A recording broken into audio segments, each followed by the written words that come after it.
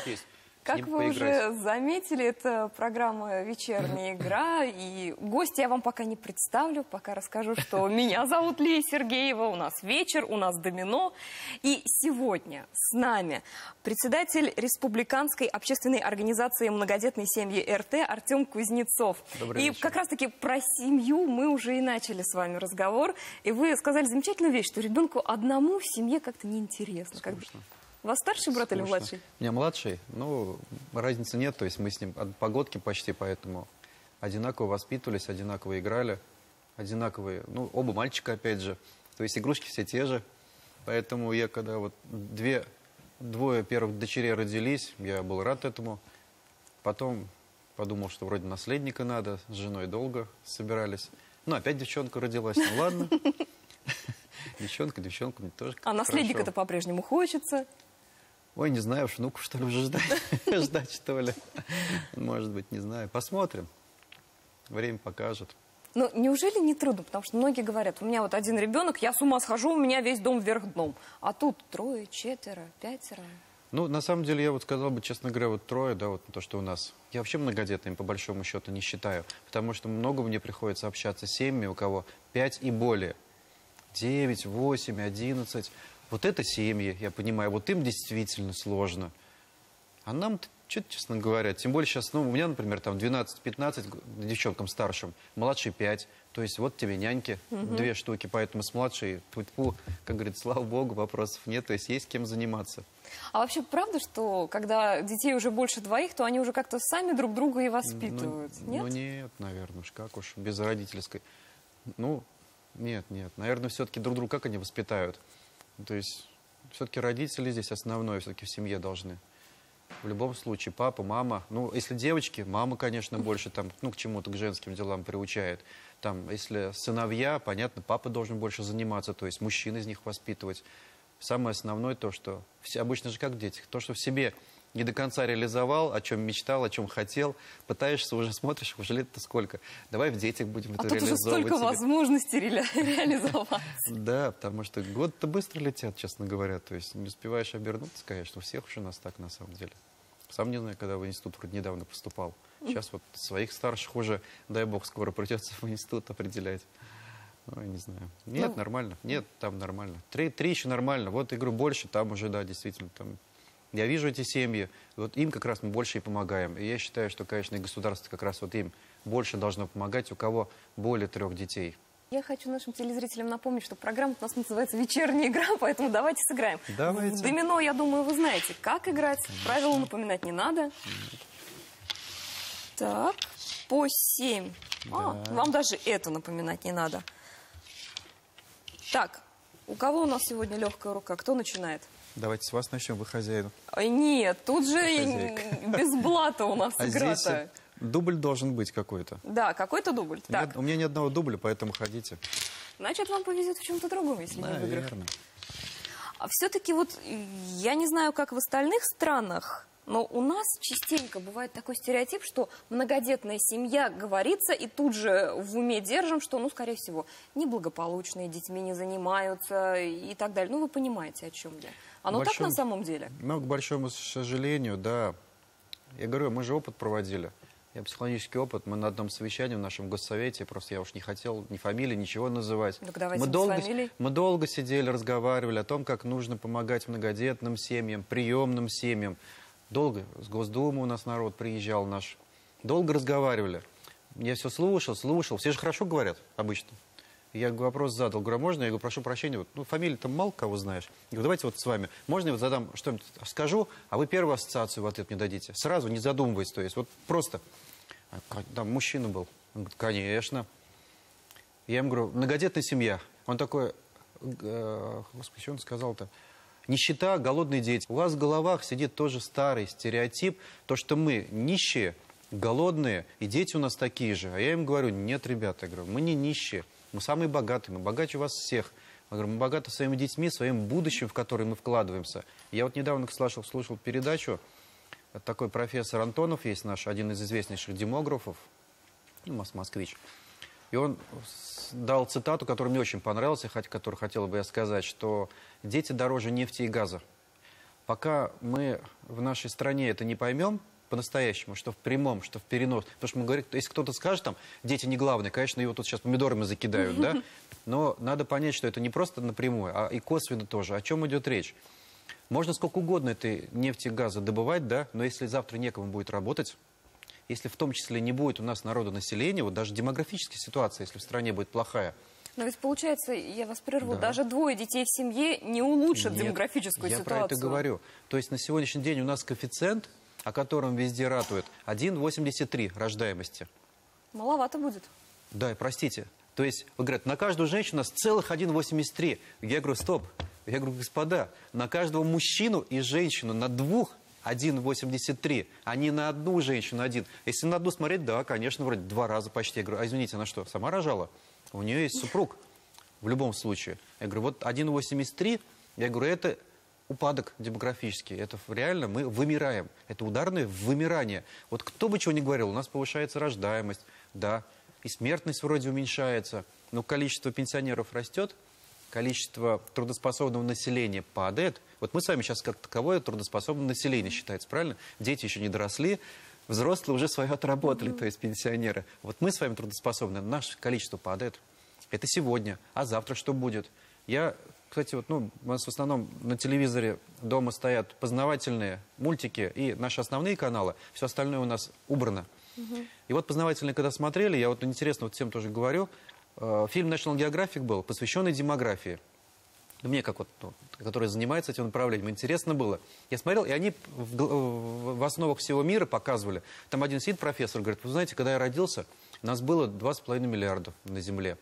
А сейчас нас, по-моему, 6,5, да, если мне память не изменяет. Сейчас нас 6,5 миллиарда. Представляете, за мою, говорит, жизнь там 4 миллиарда практически, да, то есть прибавилось. И еще сколько прибавится. А потом показывают карту такую, развернули мира, и показывают, где через 40 лет сколько будет людей. Там Индия, там сейчас там миллиард, будет там почти 2 миллиарда. Китай миллиард. Примерно так и останется. Но они же там свою рождаемость порезали немножечко. Примерно так. Ну и там другие страны. И меня больше всего поразила Россия. Нарисовано. Сейчас 142 миллиарда. Будет 108.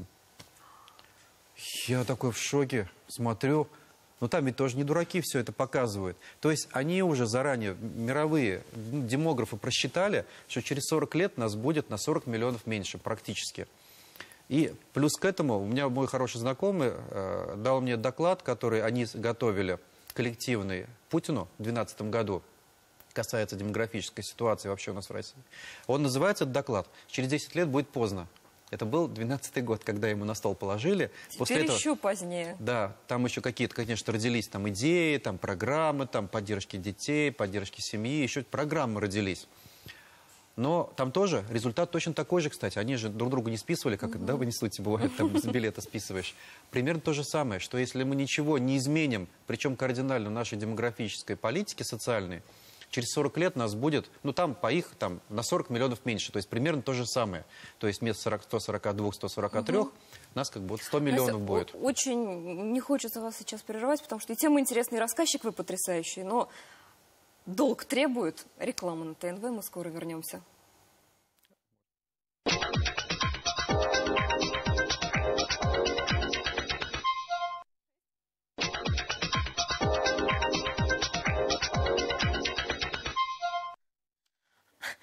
Потрясающе, Долго удачно вы просидим. повредничали. Долго просидим.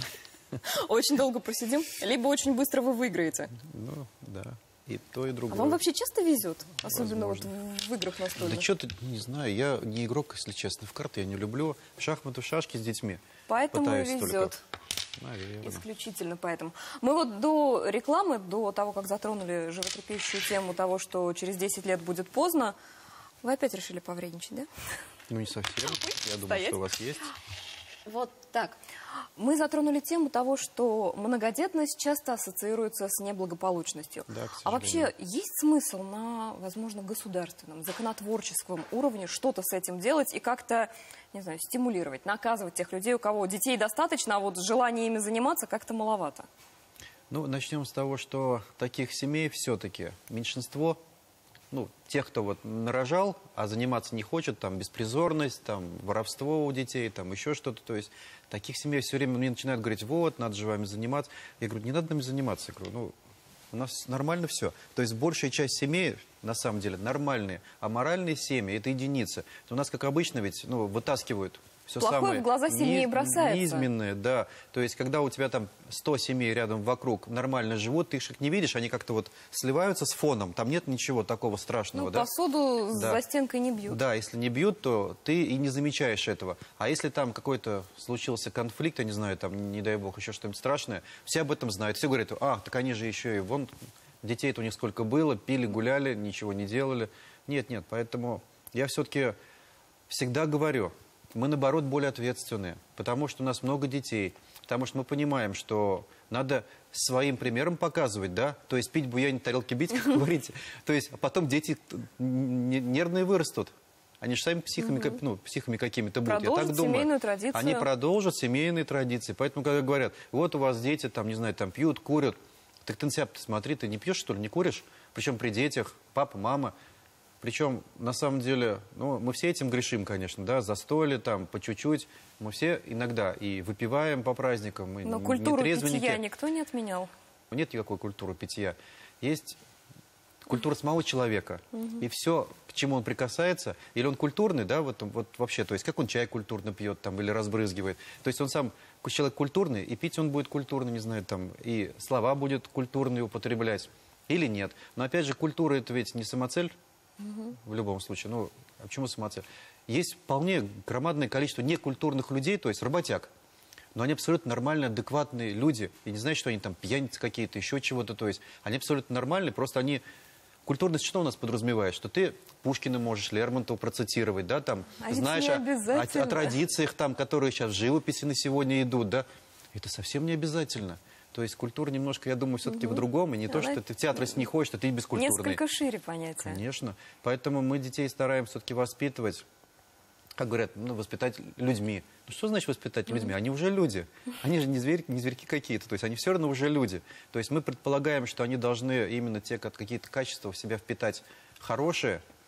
Но мир-то таков, что мы же видим, что вокруг. Откройте новости. Это же страшно посмотреть. Убийства, взрывы, преступления, там, аморальность сплошь и рядом. Поэтому это то, в чем, к сожалению, сейчас варятся наши дети. Тот интернет, от которого мы уже никаким образом не можем их ограничить. Это бесполезно. Но не купишь ты ребенку смартфон там, или планшет, он у соседа по парте подсмотрит. Все, что ты ему не дадашь. То есть это бесполезно, где-то в новостях проскочит. Поэтому, к сожалению, мир сейчас слишком информативен. И мое мнение, что детей нужно просто научиться правильно фильтровать всю эту информацию, так как мы ее фильтруем, взрослые. Вот. А правда, что вы не любите словосочетание «многодетная семья»? Вообще, да. Я вот именно из того, о чем мы начали с вами, когда я говорил, что сразу ассоциация многодетная, значит, вот что-то такое вот неблагополучное. Я все время говорю «большая семья». Вы знаете, как на слух лучше ложится тем, что большая семья, это ведь не только про детей речь идет. Это значит, то и старшее поколение вполне вероятно подразумевается, которое с тобой живет, с которым ты не обязательно в одной квартире живешь. Это большая семья. Я вот всегда говорю, что у нас большая семья, то есть мои родители, там, родители жены, там, семья брата, то есть дети, племянники. То есть вот как бы и в группу также, кстати, в телефоне называется «семья». Это есть семья, то есть это не то, что вот мы там 5 человек в нашей семье, и все ограничено этим. Ну тут тоже, кстати, срабатывает ассоциация. Большая семья – это значит большой дом, большой стол, абажур, семейные обеды. Да, большое всегда положительно, правильно? Мы всегда же стремимся к большему. Поэтому вот слово «большое» оно всегда вот и вызывает адекватную, правильную реакцию. Но многодетные, я говорю, сейчас вот так вот затаскали уже это, честно говоря. Я, к большому сожалению, много и комментариев к нашим, вот то, что мы там группы, контакты какие-то там, еще что-то пишем.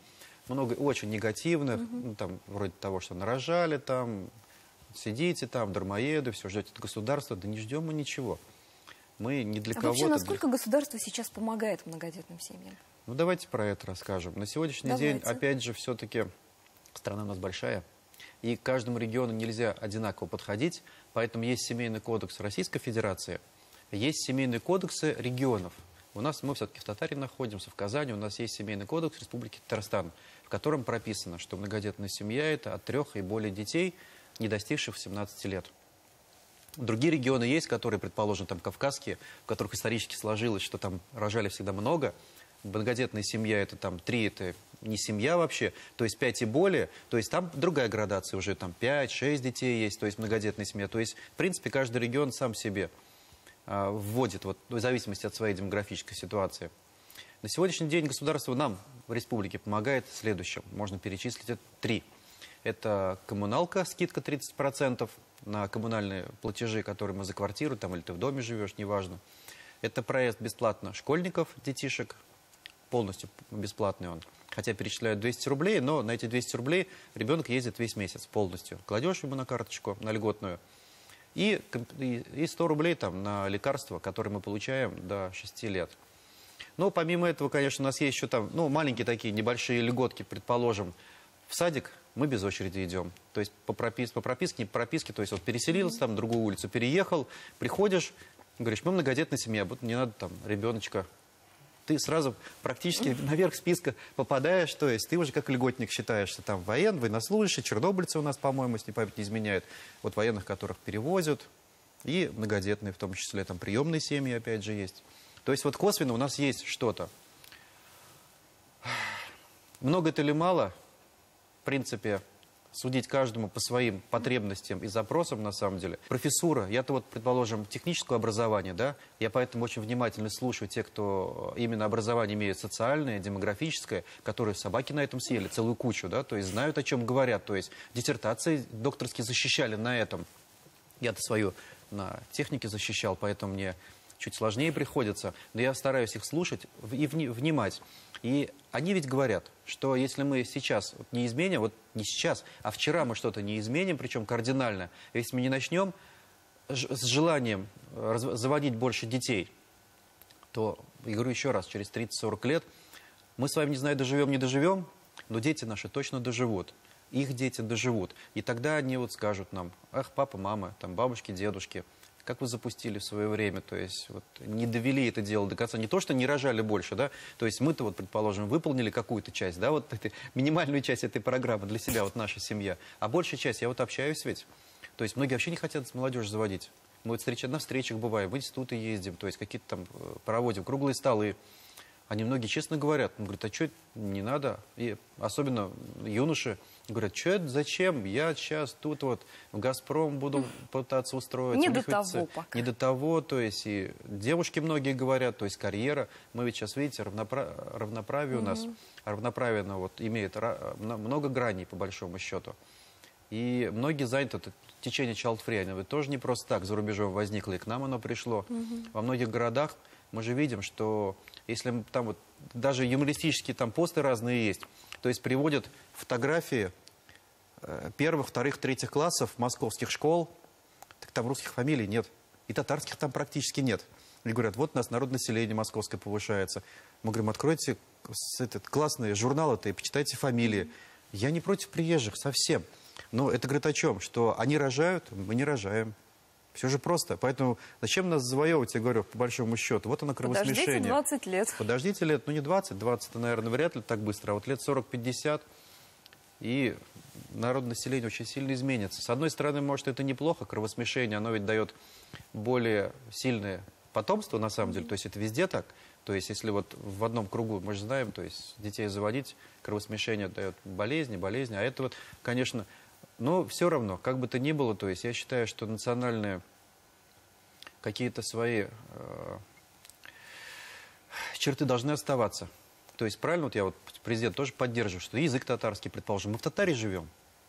Ты должен знать, будьте добры, да, просто из уважения. Ты можешь не использовать татарский язык, но из уважения. Мои вот тоже, предположим, да, у меня вот супруга, кстати, татарка, я сам вот, ну, полурусский, получувашин, предположим, поэтому у нас тоже столько кровей, в принципе, смешалось. И я рад этому, по большому счету. Потому что, кстати, вот я тоже с одним антропологом разговаривал. Так интересно, вот многие, вот, когда ездишь по многим семинарам, совещаниям, много людей, там ведь не пить туда, гулять ездишь, там именно общаться, то есть знания какие-то интересные. И вот садишься потом, чай пить так же, за столами, разговариваешь. Он интересную вещь мне рассказал. Он говорит, вы знаете, говорит, национальность, это, говорит, настолько все размыто. Он говорит, антропологически есть главный признак отличия монголоидной от европеоидной расы. Он говорит, знаешь какой?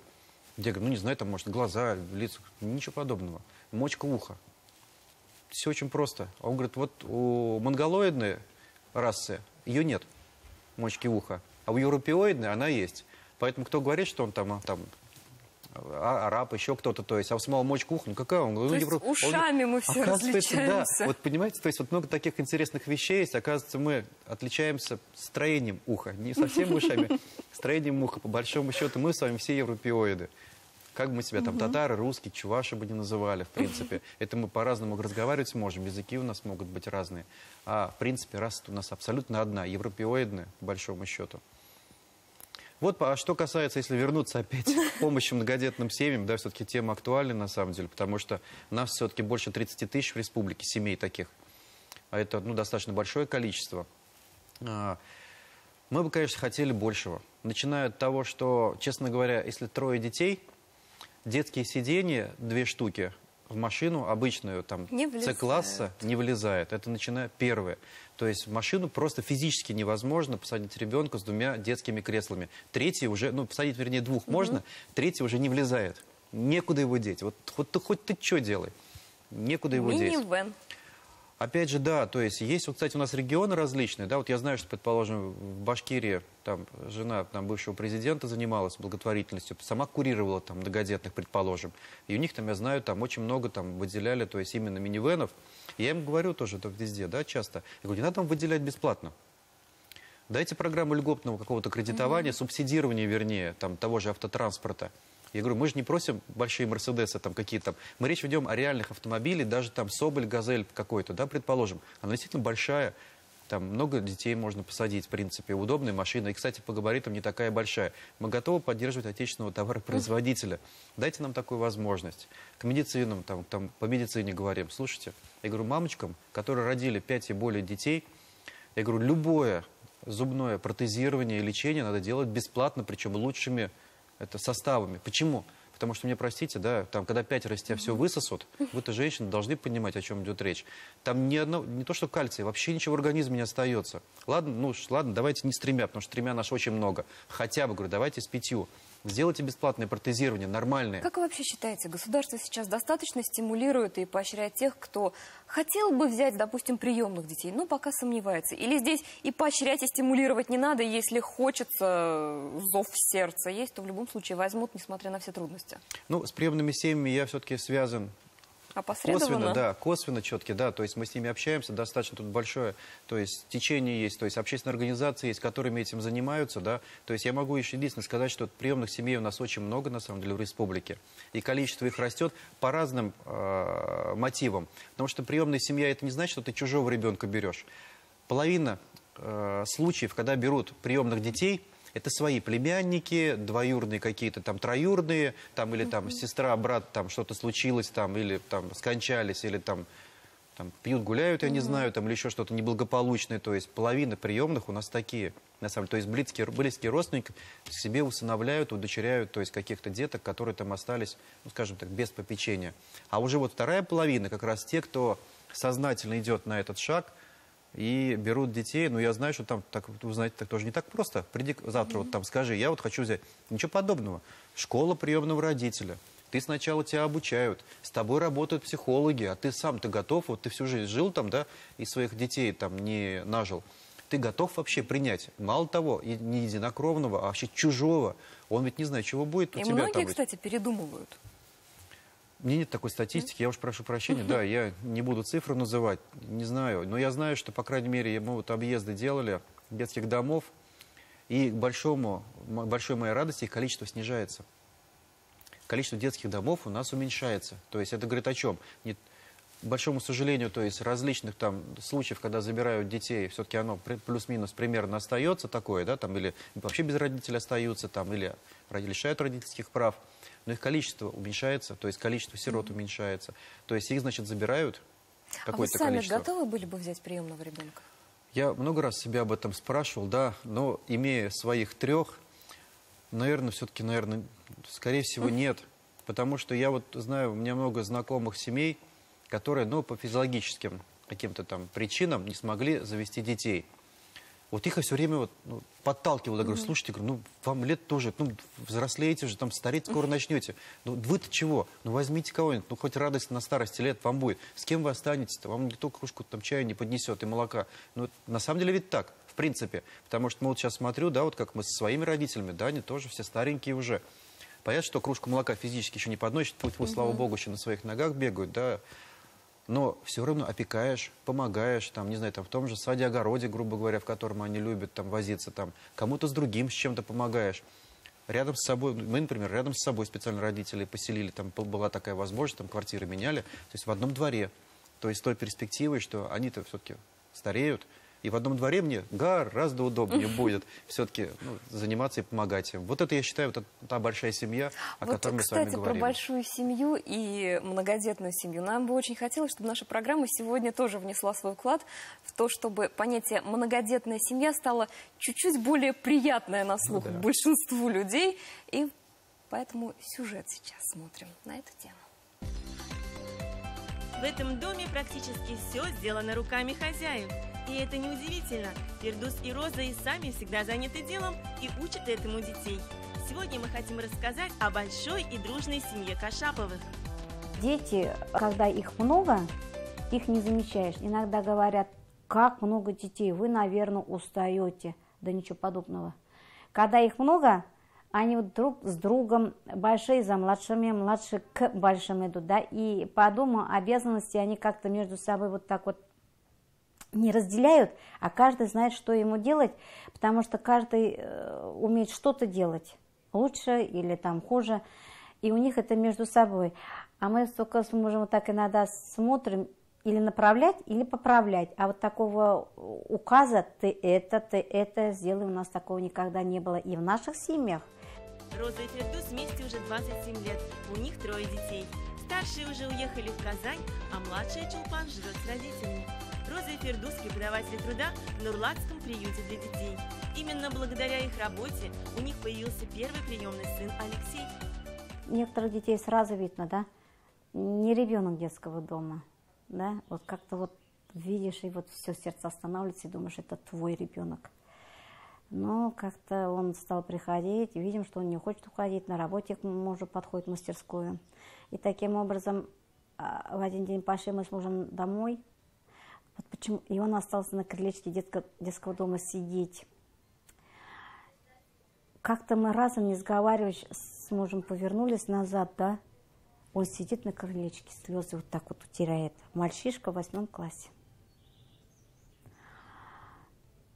И это вот внутри что-то оторвалось. Мы опять-таки, не сговариваясь, развернулись, подошли. Алёш, пошли домой. Сейчас у Кашаповых 5 приемных детей. Папа и мама учат их всему, что умеют сами. Фирдус обучает ребят столярному мастерству. Сейчас ребята умеют мастерить из дерева и игрушки, и предметы быта. А Роза учит детей рукоделию. Дети вышивают, шьют и лепят из глины. Но самое главное, что дорого и важно каждому, кто приходит в эту семью, здесь безопасно, здесь помогут и защитят. В детском доме, конечно, тоже хорошо, но дома здесь семейная обстановка. В детском доме тебя так не поддерживают, как в семье. Здесь я научилась заниматься творчеством и домашними делами научилась заниматься. Мы готовим кушать, убираемся, помогаем. В общем, все как в обычной семье. Каждый ребенок со своим характером, да? У каждого что-то есть свое. Вот их переделывать не надо. И под себя подстраивать тоже не надо. Надо уметь слушать, выслушивать, поддерживать и направлять. Тогда ребенок сам постепенно открывается. В душу лезть не надо, они сами все расскажут. Роза и Фирдус не делят детей на своих и чужих. Для них они все родные и самые-самые. Дети счастливы, что попали именно в дом Кашаповых. Когда все вокруг меня счастливы, когда им хорошо, это для меня большое счастье. Вот такая семья живет в поселке Нурлат из Зеленодольского района. Пожелаем им успехов и радости. И пусть в их доме всегда будет много детей. Все, я сегодня проиграла, причем с хрустом, свистом и слезами. Поздравляю, с вами очень приятно играть. Спасибо. А в вашей семье есть традиции?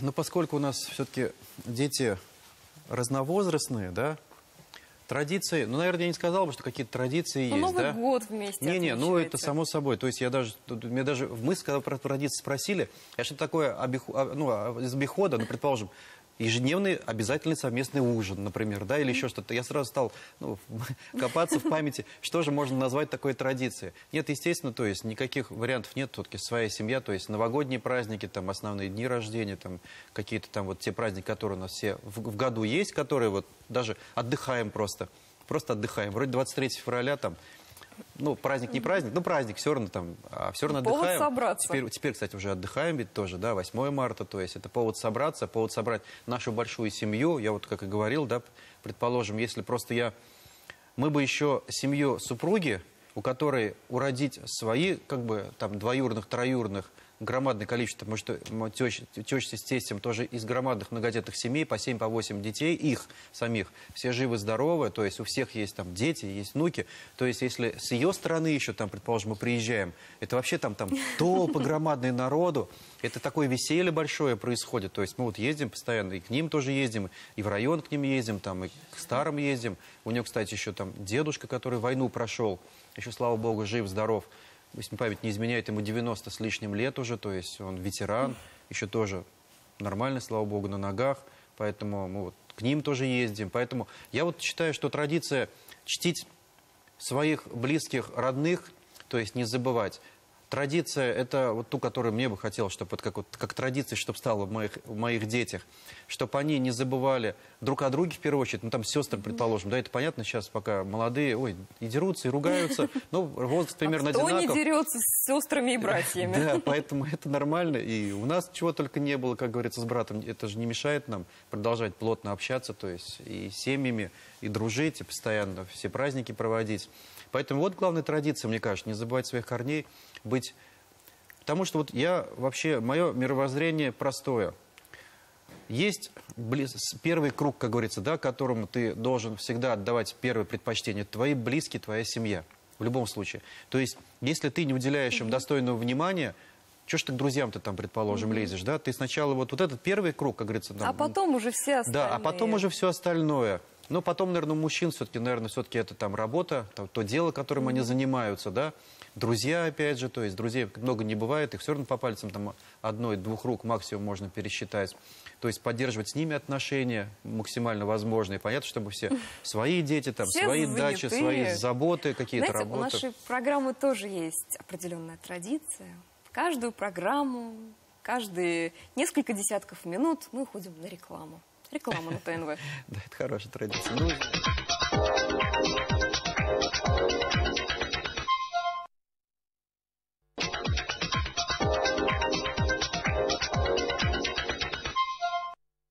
Хотела по очередной традиции нашей программы предложить поиграть, но вспомнила, что я уже проиграла сегодня.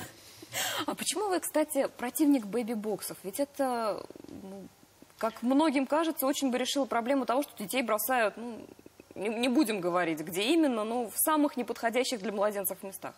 Я нигде не говорил, на самом деле, что я противник. Просто была возможность, то есть приглашали, я ездил как раз на обсуждение этого законопроекта Совета Федерации и выступал по этому вопросу, да, но выступал я по единственному, был противником, что нас не спросили, а нас написали уже в качестве согласных, желающих, то, что мы активно поддерживаем нашу именно организацию «Многодетные семьи Республики Татарстан». Одна из первых была... спросить не спросили? Вот, спросить не спросили, но написали, я поэтому немножко встал, там, нашим сенатором немножко возмутился, я говорю, мне простите, как бы, то есть... Я вот первый раз сюда приехал по этой теме, то есть с вами общаться, разговаривать, а вы уже написали, что мы полностью поддерживаем данную инициативу, поэтому я говорю, я вот только в этом как бы немножечко, то есть возражаю. Вопрос немножко в другом был. То есть как мы знаем, что те регионы, в которых бэби-боксы поставили, к большому сожалению, на криминальность младенческое, где-то убиение, как правильно назвать, да? То есть это никак не повлияло на самом деле. Не забывайте, что те семьи, ну, те женщины, вернее, так точнее будет сказать, которые решили любыми путями, какими-то там страшными, криминальными избавиться там от своего плода, неважно на каком этапе, да, то есть, они все равно это сделают. И ни в какой бэби-бокс они не поедут. Мы с вами это реально понимаем. Бэби-бокс рассчитан на другое. Он рассчитан на тех женщин, которые находятся в тяжелом положении. Психологическом, материальном, там, любом другом. Не нужно забывать, что на сегодняшний день роддом без сертификата любого, в любом случае, любого роженицу примет и примет у нее роды, как мы помним. Правильно? Никто вас на улице не оставит. Если вы будете рожать, как это говорят, истекать водами, да, то есть скорую вызовете, есть у вас там приезжие, не приезжие, у вас все равно примут роды. И никто не запрещает, в принципе, чисто теоретически, вам в этом роддоме оставить этого ребенка. Вам никто слова не скажет ведь. То есть на сегодняшний день отказные дети, так оно и бывает, редко, но бывает, к сожалению. То есть какой тогда смысл? То есть можно же родить в комфортных условиях, под присмотром врачей, без опасности для своего здоровья. Это же ведь тоже опасность, если ты где-то там, ну, не знаю, там, рожала в каких-то там неподобающих условиях. Полевых. Да, в полевых. То есть, пожалуйста, если вот такая ситуация у тебя в жизни складывается по каким-то причинам, не знаю, там, причины же тоже разные могут быть у женщин, у человека, то есть никто не мешает ему там оставить ребенка, в принципе. А потом, если надумается, вернуться и забрать этого ребенка. Тоже, опять же, есть такая возможность. Поэтому бэби-боксы, ну вот, как вы знаете, за все время установки в Челнах у нас были. Одного ребеночка подкинули за все эти годы, в принципе. Слава Богу, как говорится, да, то есть, что какую-то жизнь хотя бы одну спасли. Потому что если я буду там во всеуслышание говорить, что я категорически против, меня тут тоже помидорами сейчас закидают тухлыми. Не совсем так. Просто нужно разумно подходить. И регионы выбирать с бэби-боксами и делать их рекламу. Вот сейчас вот любого спроси, у любой вот женщины, да, вот у вас спроси, и где бэби-бокс, вы знаете? Нет. Не знаете. У любой спросите на улице, а они ведь есть. А они есть, понимаете? Поэтому еще раз говорю, тот, кто изначально хочет ребенка отдать, живого, куда-то, он в роддоме родит и отдаст. А тогда вы действительно противник уроков сексуального воспитания в школах? Или это вы тоже там возмутились, что вашего согласия не спросили, но приписали, что вы за? Ну, вот что касается сексуального, давайте... Я вот все-таки немножко консерватор в этом плане, да, я все-таки в школу ходил еще, будучи пионером и комсомольцем, я еще те времена успел, 80-е, застать. Это, вот. Вы знаете, мы нормальными людьми выросли без какого-либо секс-просвета. Нормальными. Не извращенцами, не озабоченными, я прошу прощения. Но ведь в нашей юности, опять-таки, не было того самого помянутого сегодня уже интернета, из которого можно почерпнуть не готовой психики столько. Вот именно поэтому, может быть, и стоит воспитывать в школах, давать какую-то начальную информацию. Я бы, честно говоря, даже больше пошел. Я бы избавил наших деток, девочек особенно, от различных гинекологических осмотров. Потому что, как мы знаем по статистике, и после этих гинекологических осмотров, которые, кстати, с садика начинаются, насколько я помню, зачем, вы мне простите, зачем? Если нет, мама не видит никаких патологий, зачем кому-то туда лезть? Я считаю, тоже это лишним, поэтому, вы понимаете, все с этого начинается. Я все-таки противник секс-просветов, даже в старших классах, потому что все-таки мы с вами предполагаем, простите, да, что до окончания школы никто из мальчиков и девочек все-таки не должны с этим связываться, в принципе. То есть, что мальчики, что девочки. Мальчики-то позднее взрослеют все-таки, да, то есть успеют еще, вся жизнь впереди. А девочкам, извините, еще, они уже повзрослели, в принципе, то есть, что физиологически. Сейчас вот посмотришь, да, на старшеклассе, я тоже своих в школу вожу.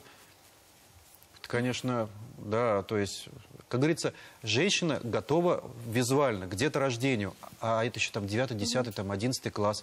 Им рано еще физически, поэтому не надо их этому учить. То есть вы не сторонник того, чтобы торопить уход детства? Нет, я не сторонник. Вот именно я больше за детство, чтобы они больше с игрушками поиграли, чтобы у них было больше, поменьше было дополнительных занятий. Вот, детство должно оставаться. Мы с вами вот сейчас вот видим, да, вот мы же все-таки взрослые с вами люди, да, и если бы мое, предположим, детство было бы там не с машинками, с пистолетиками, там, и не крапивы, через которые мы бегали, там, и речка, в которой болото купались, и, предположим, я думал, что, ну, заучка был бы я, предположим, да, какой-то там, знал бы там не английский, русский, там, предположим, там, еще какой-то там китайский, например.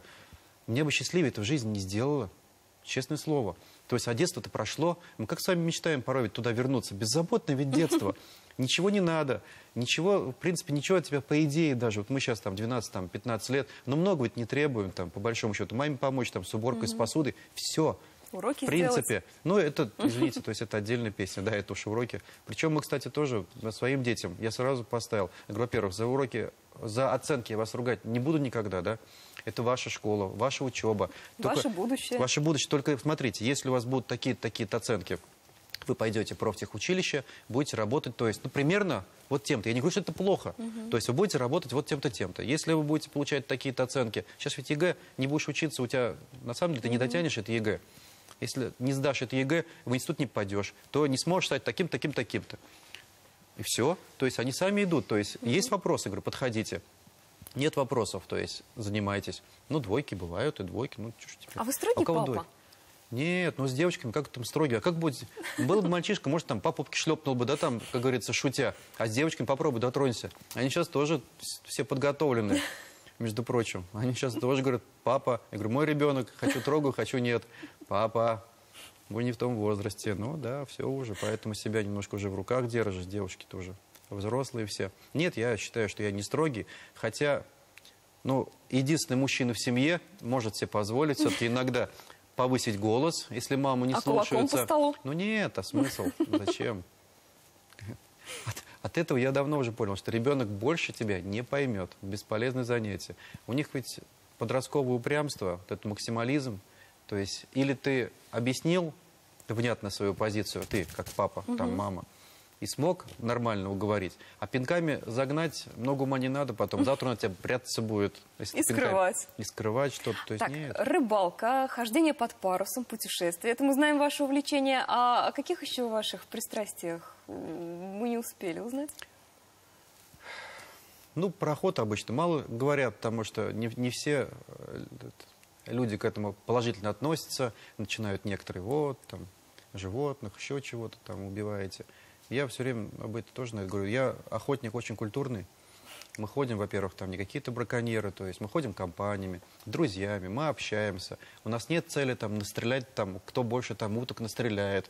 Их, во-первых, потом чистить надо еще. Не забывайте. Дай бог там одну там стрельнул, то есть две. Вот нам вот на ужин выше крыши, честно говоря.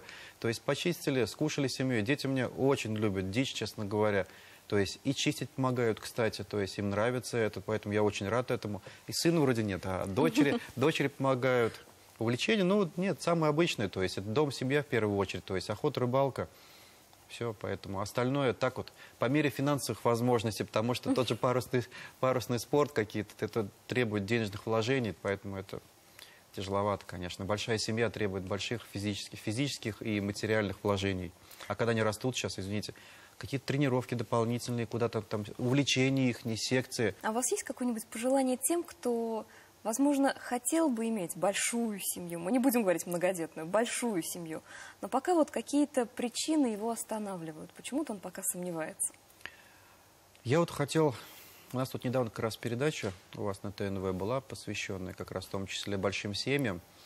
И наш муфтий, уважаемый, сказал, мне очень понравилось, я хотел бы тоже, если можно его процитировать, что Всевышний дает человеку по тому грузу, который он на себя взваливает. Вот взвалит он на себя быть лентяем, он так и будет лодырем-лентяем, и мало что он увидит и услышит в этой жизни. Он взял на себя груз, там, предположим, много детей. Всевышний даст ему эти силы, во-первых, вытянуть этих детей, а во-вторых, возможность как бы вырастет из них людей, потому что всем поддается по их возможностям. То есть это так, я тоже так считаю. Поэтому, когда говорят, вот, там, карьера, надо сначала там дети будут отвлекать, ну ладно, уже один ребенок есть. Я не говорю про физиологические там, да, какие-то ограничения, там, у женщины или у мужчины там возникают там, или есть. То есть это по здоровью это вообще отдельная песня, тут нечего говорить. А если просто вопрос желания или нежелания, еще раз говорю, то есть когда вот мы с супругой там первого ребенка заводили, то есть я вот помню, мы тоже там жили там, грубо говоря, там на чужих квартирах, то есть ничего не было, то есть когда детей стало двое, меня вот как мужчину, честно, стало это больше стимулировать, то есть ответственность, что нужно о семье заботиться. Хочется, чтобы они и на море ездили, там, чтобы они все видели в жизни. Как вот нас родители возили, нас всегда вот на море возили, хотя были обычными рабочими родители, то есть не какие-то там начальники, еще что-то там, инженер да повар. У меня вот мама повар, папа инженер. Ну, каждый год там, ну, понятно, что раньше никто за границу не ездил, все на моря на наши черные ездили. Я вот таким, ну, приятным впечатлением всегда вспоминаю, как вот мы на черные моря ездили, какие-то там Геленджики, Сочи. Я хочу, чтобы мои дети... Поэтому я стал, может быть, больше работать. У меня какие-то возможности стали больше появляться.